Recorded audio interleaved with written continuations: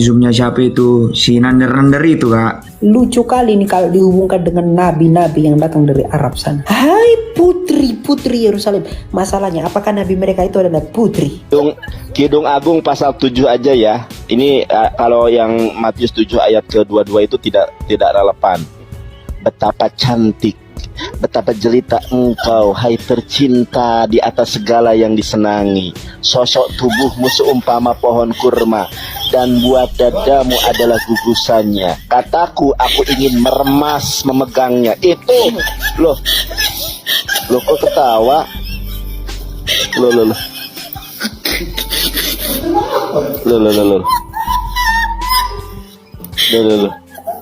Lu jangan pegang-pegang begituan, Nandar. Aduh. Lu jangan pegang begituan. Betapa ibaratnya kalau ngomong gitu gini ya. Betapa cantik, biasa aja. Lu gak usah peragain pegang buah dada lu, gak punya. Mengenai Kidung Agung pasal 5 ayat ke-16, jujur sampai detik ini tidak ada satu orang Kristen pun, tidak ada satu orang OTAN pun yang berani berdiskusi untuk mengungkap fakta kebenaran Nabi Muhammad di dalam Kidung Agung pasal 5 ayat ke-16. Terima kasih saya ucapkan karena ini videonya bisa disetik ya, biasanya tidak bisa. Nah, Kidung Agung pasal 5 ayat ke-16 itu sebetulnya mengidentifikasi ada rentetan-rentetan di ayat-ayat sebelumnya yang merujuk kepada Nabi Muhammad SAW. Contoh Kidung Agung pasal 5 ayat ke-10. Daud cahpe atom dagul merbaba. Kekasihku kulitnya putih bersih kemerah-merahan membawa 10.000 orang. Putih bersih kemerah-merahan di dalam Sirah Nabawiyah di halaman terakhir tentang sifat dan karakteristik Nabi Muhammad, Rasulullah SAW itu kulitnya putih bersih kemerah-merahan. Dan satu hal lagi yang menarik, membawa 10.000 orang. Yesus boro-boro membawa 10.000 orang. Orang para muridnya ketika Yesus akan diserupakan dengan Yudas aja itu pada ngacir. Di dalam sejarah Alkitab maupun sejarah Al-Quran dan Islam tidak ada seorang pun yang membawa 10.000 orang kecuali baginda alam Habibana wa Nabiyana Muhammad sallallahu alaihi wasallam dalam peristiwa Fathul Mekah. Dunia mencatat itu, saudara. Nah, terimalah kebenaran. Lalu di ayat ke-11-nya, saya kurang hafal ayat itu, Rosau ketempas kesotau tal-talim sehorot. Kurang lebih ayat seperti itu ya, karena saya tidak sedang membaca biblos. Itu artinya adalah rambutnya itu hitam mengombak. Di dalam Sirah Nabawi itu pun disebutkan bahwa ciri dari Nabi Muhammad SAW itu rambutnya hitam mengombak. Nah, saya mengundang siapapun apologet Kristen yang ingin membahas ini berdasarkan perspektif original teks. Mari silahkan japri saya di TikTok ini, bisa menjapri ya. Ayo kita diskusi. Nah, Anda berani nggak? Kalau cuma ngoceh-ngoceh sendiri ya setiap orang juga bisa. Oh ya, itu ya, siapapun apologet Kristen dari mulai kelas ecek-ecek sampai kelas gembala, mari berdiskusi dengan saya. Terima kasih. Baca dong semua. Gimana sih? Segala sesuatu menarik padanya. Nabi kami ini, nabi kami. Begitulah kekasihku, nabi kami ini udah pasti. Begitulah temanku, pasti ini nabi kami. Tapi hai putri-putri Yerusalem, putri, jadi jangan mau dibodohi oleh orang-orang yang memang tidak belajar. Mereka hanya mencomot-comot saja tanpa baca cara lengkap. Belum tentu ini menunjukkan kepada seorang nabi atau Nabi Muhammad, itu nggak ada kaitannya. Sedangkan Allah itu anak, itu bisa berbicara dengan Bapa. Bukan satu orang di dalam 3 jabatan, bukan. Tapi satu Allah. Dan puasa itu jangan dilakukan seperti orang-orang munafik dalam pengertian apa? Jadi jangan terlalu menganggap dirimu sudah hebat karena tunda-tunda makan. Di gereja saya itu nggak pernah ada pembahasan mengenai puasa. Yang berbeda itu belum tentu bertentangan. Tapi kalau 2 hal yang bertentangan, kontradiksi sudah pasti berbeda. Di kitab Kidung Agung ini, Kak, Kidung Agung kan kitab nyanyi. Terus di sini ada kayak disebutkan ciri-ciri seseorang itu kayak kulitnya sawo matang gitu kan, dia memiliki pasukan laksa-laksa. Terus gini, nah di dalam Alkitab yang punya sifat itu siapa kak? Itu tujuan nggak karena Saya gini tahu kak, itu kan? maksudnya apa. Iya, aku gini kan, aku pernah lewat gitu kayak zoomnya siapa itu si Nander itu kak. Nah Itu jadi kayak Nyanyian Salomo loh. Bro. nah, Gini. Pengalaman saya sangat disayangkannya tahun 2021 itu video rekaman record video antara Nandar ini personal sebenarnya. Dia sempat meyakinkan si itu Yitzhak. Yitzhak ini kan dari Yahudi ya. Ya walaupun banyak yang mengira dia itu Samaritan. Sekarang saya dengar isu-isunya dia sudah ateis. Nggak tahu gimana ceritanya. Tapi dia pun sempat membahas itu. Gimana? Jadi baptis si Yitzhak itu sama Saya kurang tahu itu. Saya kurang tahu. Tapi si Yitzhak ini menjawab begini. Kalau seandainya alasannya kulitnya cerah, putih, bersinar, digambarkan seperti Nabi Muhammad, orang Korea sana warnanya putih-putih kok mukanya. Apakah itu menggenapi Kidung 5? Enggak kan, karena itu sifatnya adalah sifat yang umum. Jadi belum tentu ini menunjukkan kepada seorang nabi atau Nabi Muhammad, itu enggak ada kaitannya. Silakan Mas Elia. Lagi pula gini, lucu kali nih kalau dihubungkan dengan nabi-nabi yang datang dari Arab sana. Kita buka dulu dalam Kidung Agung 5 ayat 16. Tahu nggak kau perikopnya ini apa, Petrus? Namamu si Petrus. Tahu nggak kau ini tentang apa, Petrus? tentang Ini tentang apa? Pujian, coba dengar. Iya. Pujian tahu. pengantin perempuan untuk pengantin laki-laki. Ya. Ayat 16 dikatakan, perkataan mulutnya manis semata-mata, segala sesuatu padanya menarik. Begitulah kekasihku, begitulah temanku. Hai putri-putri Yerusalem. Masalahnya, apakah nabi mereka itu adalah putri Yerusalem? Baca dong semua. Gimana sih? Oke. Perkataan mulutnya manis, cocok katanya. Segala sesuatu menarik padanya. Nabi kami ini, nabi kami. Begitulah kekasihku, nabi kami ini udah pasti. Begitulah temanku, pasti ini nabi kami. Tapi hai putri-putri Yerusalem. Putri, bukan putra.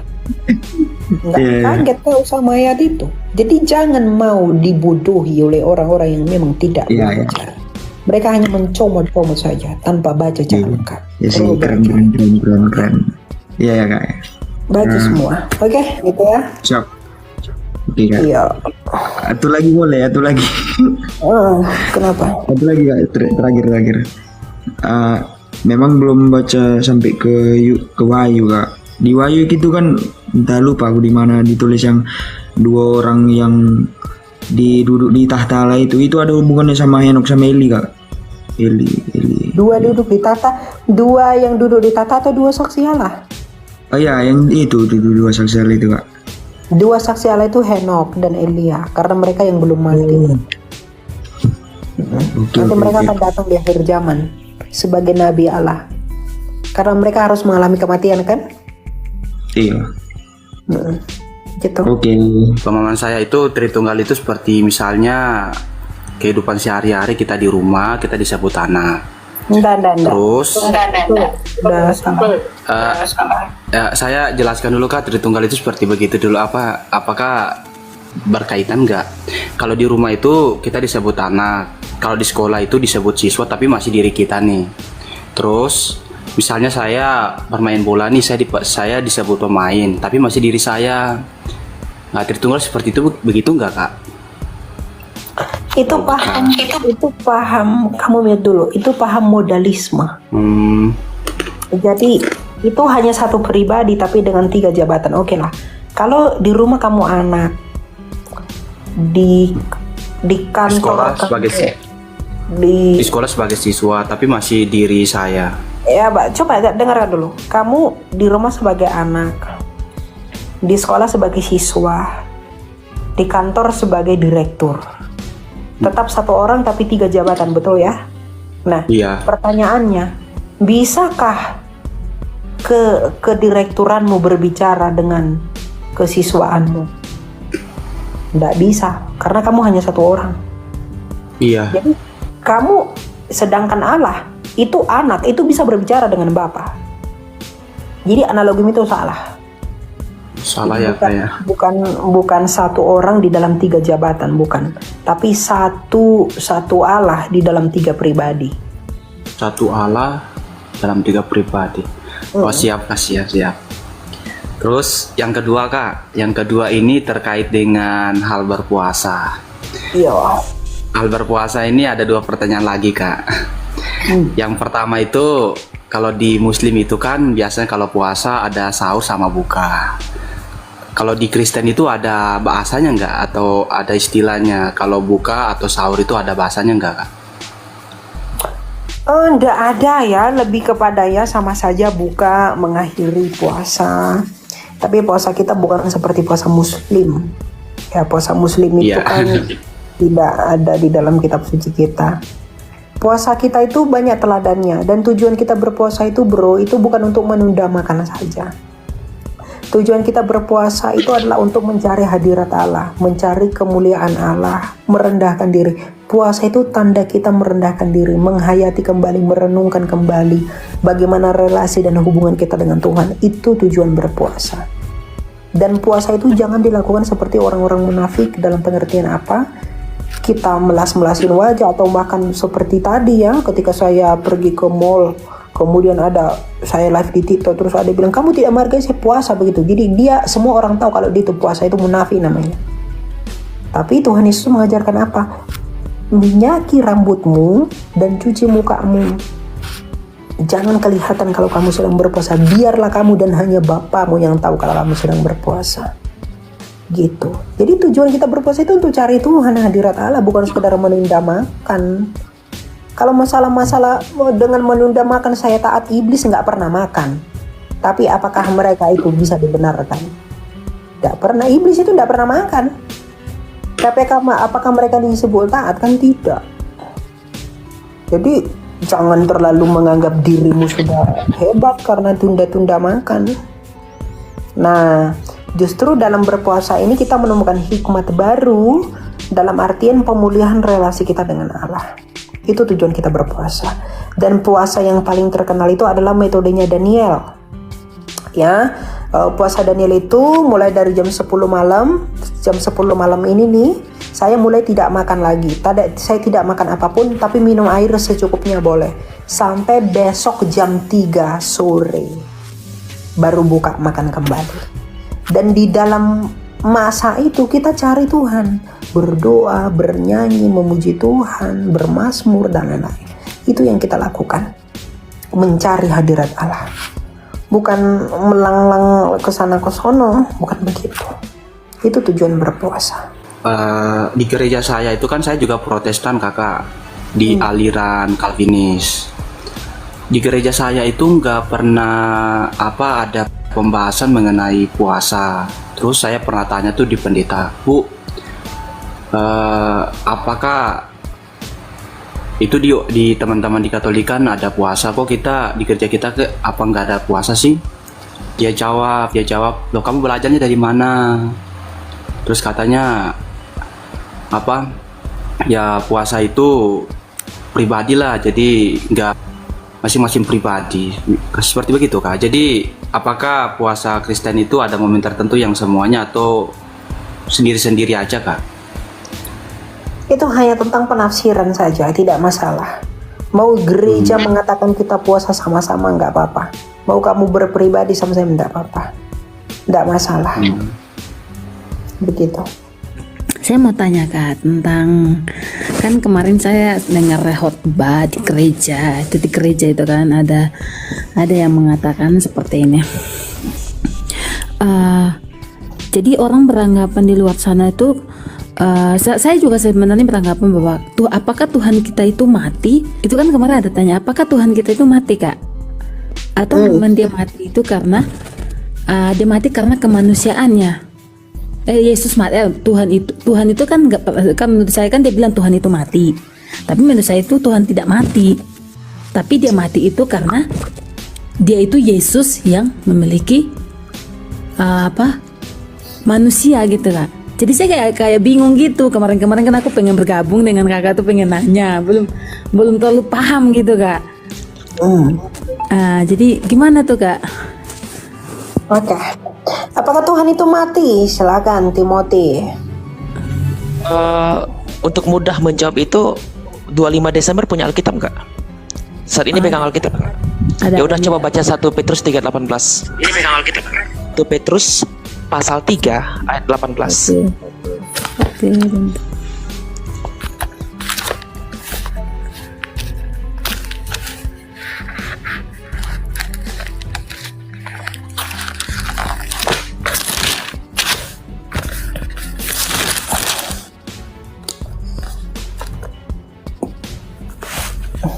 Halo. Sudah Bu? Ya udah Silakan baca Ibu. aja. Silakan Ibu. Bentar. 1 Petrus 3 ayat 18 ya. Ya, oke. Bentar ya.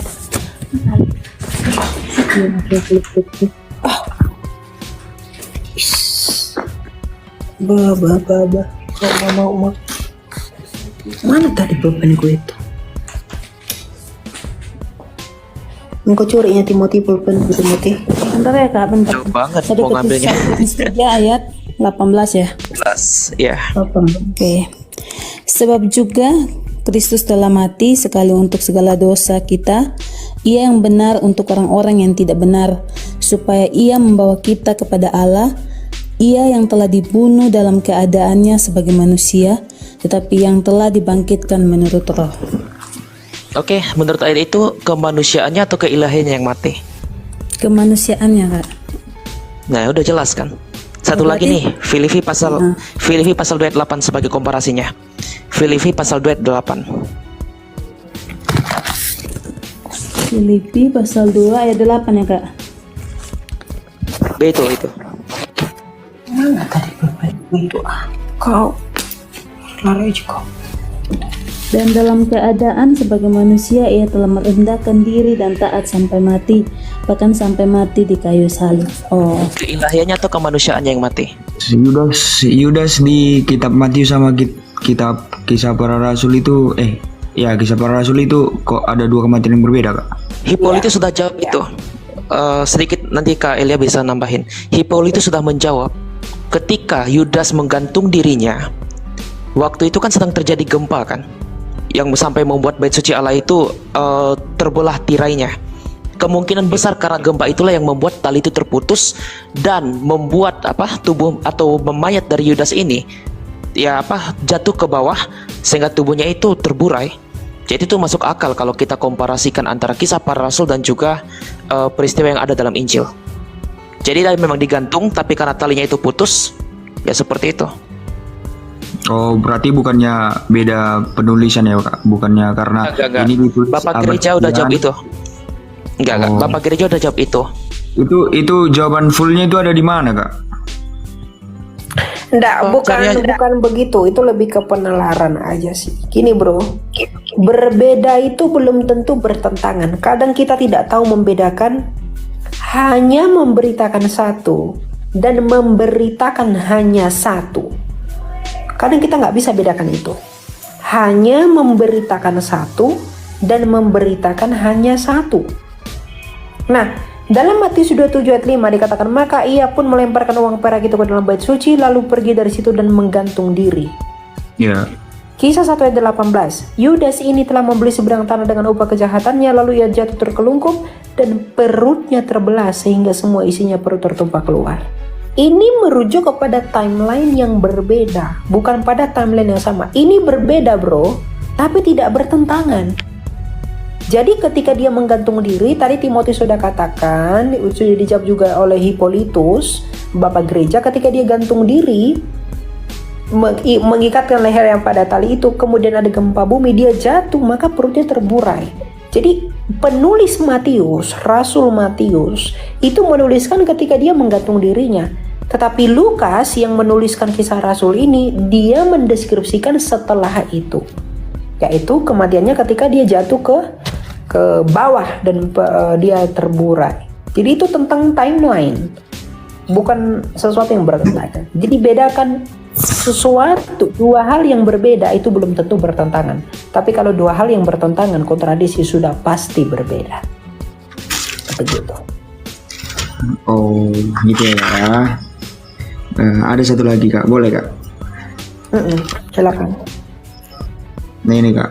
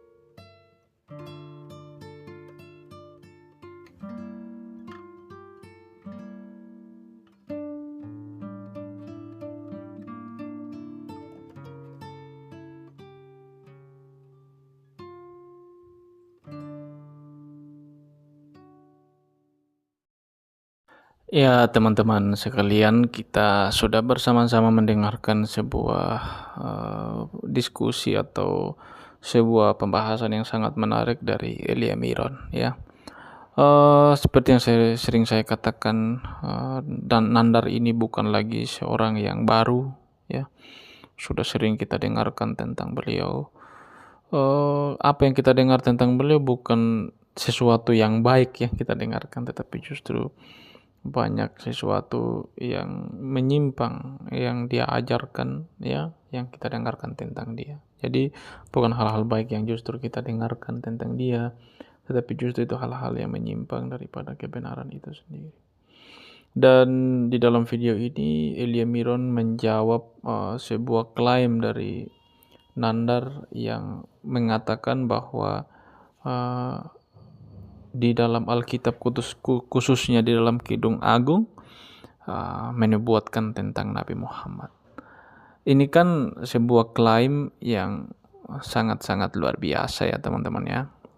Sebuah klaim yang tidak punya dasar, yang dimana itu adalah hasil penafsiran yang menghalalkan segala cara gitu.